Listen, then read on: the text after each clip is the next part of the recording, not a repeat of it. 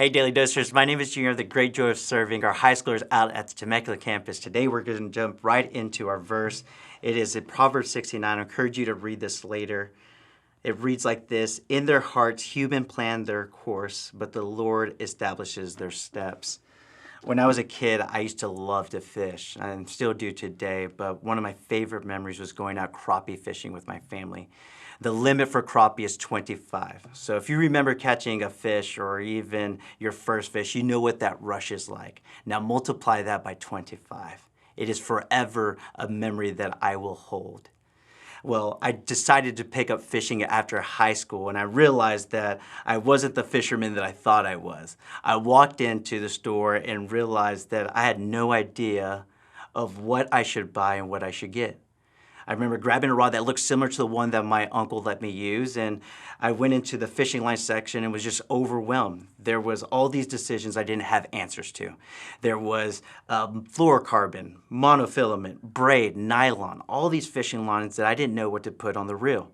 I didn't know if I should use a plastic worm or a real worm. Do I buy a lure that looks exactly like a bait fish, or do I just buy the bait fish? And if I buy the bait fish, where do I store them?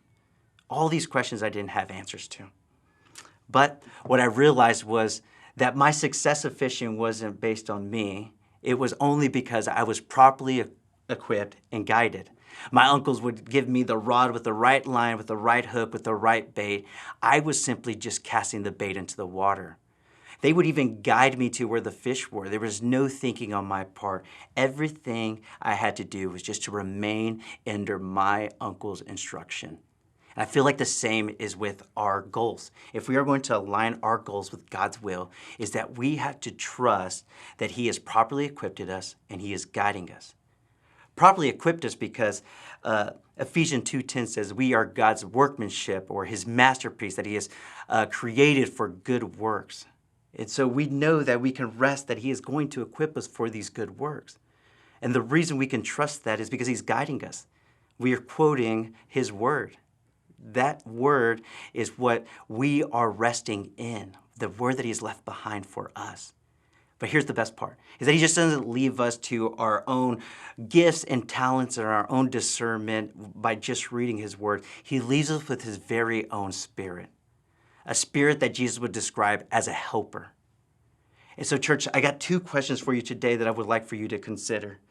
Do you trust that God has properly equipped you for your goals that you have in mind?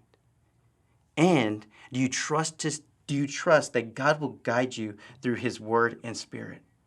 Our job is to remain with Him and trust that He will draw straight lines with crooked sticks. Church, I hope this gives you something to think about. We'll see you next time.